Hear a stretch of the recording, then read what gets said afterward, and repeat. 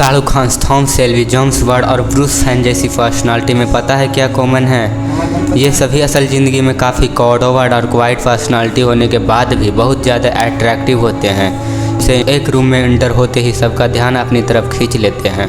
Attractive बनने के लिए ब्रूस वैन जैसी लुक्स तो हर किसी के पास नहीं होते, लेकिन जो attractive social skills in attractive लोगों के पास होती है वो हम सब इस वीडियो में सीखने वाले हैं। क्योंकि अट्रैक्टिव लोगों से लोग सिर्फ उसके लुक्स की वजह से नहीं अट्रैक्ट होते हैं, बल्कि असल में उनके पास उनके बात करने के तरीके से लेकर उनके बॉडी लैंग्वेज और इंटेलेक्चुअल लेवल ओवरऑल पर्सनालिटी से अट्रैक्ट होते हैं। तो हम वही 5 सीक्रेट आपको बताने वाले हैं जो आपको आज से ही एक अट्रैक्टिव पर्सन बना देगा है। Number 1, develop dark confidence. जो लोग शाय और क्वाइट होते हैं वो सोशली ज़्यादा एक्टिव नहीं होते हैं। जो लोगों से कम मिलते हैं वह जब भी मिलते हैं तो अच्छी तरह से मिलते हैं कि लोग उन्हें कभी भूल नहीं पाते। ये लोग अपने अंदर एक डार्क कॉन्फिडेंस डार्क कॉन्फिडेंस यानी dark confidence is being less invested in other people perceptions of you then in your own perceptions of yourself. यानी लोग आपके बारे में क्या सोचते हैं उस तरीके से एक्ट करने के बजाय आप अपने बारे में क्या सोचते हो उस हिसाब से एक्ट करते हो। इसे ही कहते हैं डार्क कॉन्फिडेंस। डार्क कॉन्फिडेंस को एक निश्चित पर्सनालिटी से स्टेट की तरह मत समझो, बल्कि एक एबिलिटी की तरह समझो जिसे आप यूज करते हो। जरूरत पड़ने पे आप बाकी के नॉर्मल लोगों की तरह कॉन्फिडेंट नहीं हो जो हर किसी स्ट्रेंजर से बात करने लग जाता है, जिसके बहुत ज़्यादा दोस्त वे ग्रुप का पॉपुलर पर्सन है। ये होता है नॉर्मल कॉन्फिडेंस। डार्क कॉन्फिडेंस वाला पर्सन ज़्यादातर चुप रहता है, खुद से ज़्यादा कन्वर्सेशन इनिशिएट नहीं करता। वह जब भी कोई उनसे बात करने आता तो वो उनसे इतनी अच्छे से बात करता है कि वो इंसान उसे कभी भूल ही नहीं पाता। यहाँ आप अपने आप को शो ऑफ नहीं कर रहे होते, आप ये नहीं सोच रहे होते कि मैं सामने वाले को कैसे इम्प्रेस करूँ या मैं क्या बोलूँ क्या नहीं। आप सेल्फ डाउट में नहीं जाते हो क्योंकि आपका कंट्रोल सामने वाले के ऊपर नहीं अपने ऊपर होता है। कॉन्फिडेंस शो करना सिर्फ लोगों को दिखाने के लिए नहीं होता है, बल्कि अंदर से कॉन्फिडेंस फील करना होता है। आप जैसे हो वैसे खुद को पसंद हो और यही सामने वाले को दिखाना है। मूवी और पिक्चर में ये दिखाया जाता है कि वुमेन ज़्यादातर सीरियस और एक्टिव मैन की तरफ अट्रैक्ट होती है जो बहुत कम बोलते हैं, ज़्यादा लोगों से इम्पैक्ट नहीं करते हैं, जब भी बोलते हैं तो लोग उन्हें सुनते हैं। जैसे थॉम शेल्बी या हार्वे स्पेक्टर, ये सभी अपने अंदर एक डार्क कॉन्फिडेंस प्रोसेस करते हैं। डार्क कॉन्फिडेंस एक ऐसा इंपॉर्टेंट पार्ट है। Number 2, attract through honest. Simon Sinek ने एक बार अपनी एक स्टोरी शेयर की थी। वो एक स्टेज शो देखने गए थे, उनकी बहुत अच्छी दोस्त एक्ट कर रहे थे। उन्हें देखने के बाद वो बताते हैं कि उन्हें अपनी लाइफ में इससे खराब कुछ नहीं देखा। अगर उसकी दोस्त उसमें एक्ट नहीं कर रही होती तो वो उसे पूरा कभी नहीं देखते। वो प्ले इतना ज़्यादा बेकार था कि और जब शो ख़त्म हुआ तो उसकी दोस्त अपनी कॉस्ट्यूम में उसी हेयर स्टाइल और मेकअप के साथ चेहरे पे एक बड़ी स्माइल लेते हुए उसके पास आई और आते ही साइमन से पूछा मेरी परफॉर्मेंस कैसी लगी। साइमन एक खुद हॉनेस्ट पर्सन थे, पर वो बताते हैं कि उस मोमेंट में उसकी वो दोस्त बहुत ज़्यादा खुश थी, वो इमोशनल थी। ये टाइम नहीं था कि वो अपने ऑनेस्टी के साथ जवाब दे पाए, पर प्रॉब्लम ये थी कि वो झूठ नहीं बोल सकते थे। इसलिए अपनी दोस्त को रिप्लाई करते हुए उन्होंने अपने I am so proud of you, तुम्हें स्टेज पर देखते हुए मुझे बहुत अच्छा लगा।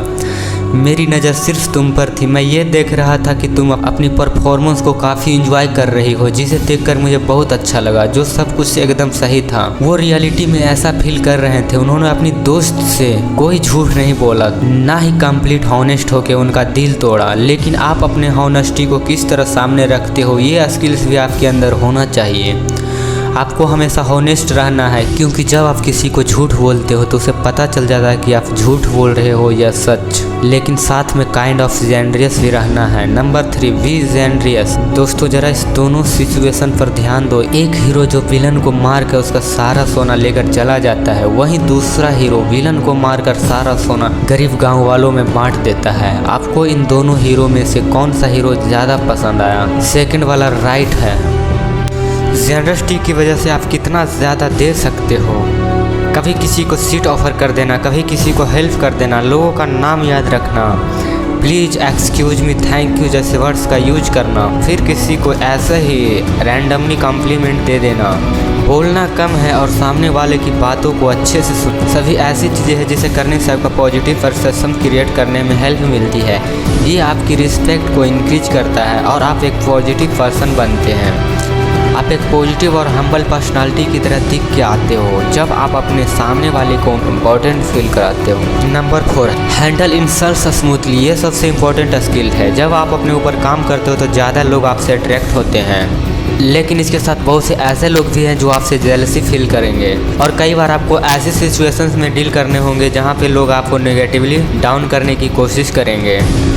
ऐसे टाइम पर आप एकदम से डिफेंसिव हो जाते हो और गुस्सा करने लगते हो।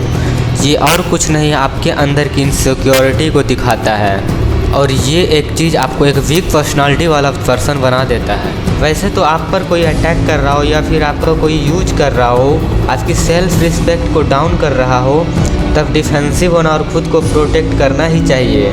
जब कॉलेज से या ऐसे ही आपकी कोई इंसल्ट करने की कोशिश करे तो वहाँ आप हेड हो जाना आपको एक वीक पर्सन बनाता है।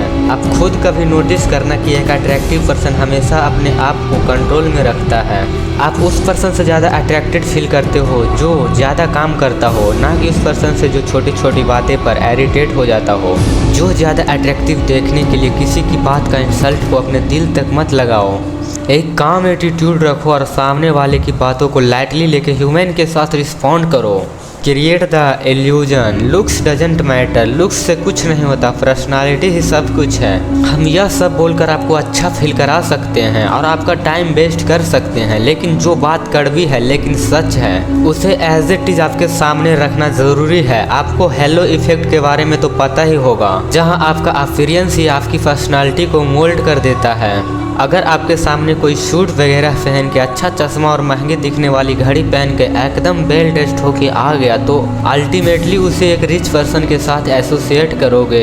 हेलो इफेक्ट ऐसा ही काम करता है। सो ये कहना कि लुक्स मैटर नहीं करते, ये सरासर गलत है। लुक्स मैटर करते हैं, मानो या ना मानो, लेकिन एक किताब को उसके कवर से जज करा जाता है। और अगर कोई आपको इसका उल्टा बोल रहा है तो इस बात को समझ जाओ कि वो आपसे झूठ बोल रहा है। आप जितना जल्दी इस बात को एक्सेप्ट कर लोगे, आप उतना ही जल्दी इस पे एक्शन ले पाओगे, क्योंकि अपने लुक्स को भी इम्प्रूव करा जा सकता। सबसे पहले अपने दिमाग से यह निकाल दो कि अपने फेशियल फीचर्स और आपका स्किन कलर ही आपके लुक्स हैं। आप कितने गुड लुकिंग हो ये आपकी ओवरऑल फिजिकल अपीयरेंस से डिसाइड होता है।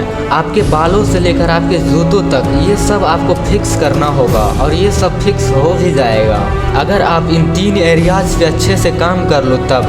Number 1 physical fitness, number 2 grooming, number 3 style. तो सबसे पहले स्टार्ट करो फिजिकल फिटनेस से। फिजिकल फिटनेस होने से बॉडी बिल्डर जैसी बॉडी नहीं बनानी है, बस अपनी बॉडी के अकॉर्डिंग बेस्ट शेप में आना है। ग्रूमिंग में आपका हेयर स्टाइल, स्किन हाइजीन ये सभी आएगा, और स्टाइल में आता है आपका ड्रेसिंग सेंस। आप किस तरह के कपड़े पहनते हो, उन्हें कैसे पहनते हो, ये सब आपका स्टाइल बनाता है। अगर आप इन तीनों एरियाज पे फोकस करके अपनी बेस्ट फिजिकल अपीयरेंस सेट कर लेते हो तो आपका आधा काम तो हो गया, और अब आपको फोकस करना है अपनी पर्सनालिटी पे। तो अगर ये वीडियो आपको अच्छी लगी तो वीडियो को लाइक, चैनल को सब्सक्राइब करके हमें सपोर्ट करें और बेल नोटिफिकेशन को ऑन पर जरूर कर लीजिएगा ताकि आप हमारे आने वाली वीडियो को मिस ना कर पाओ। Thanks for watching.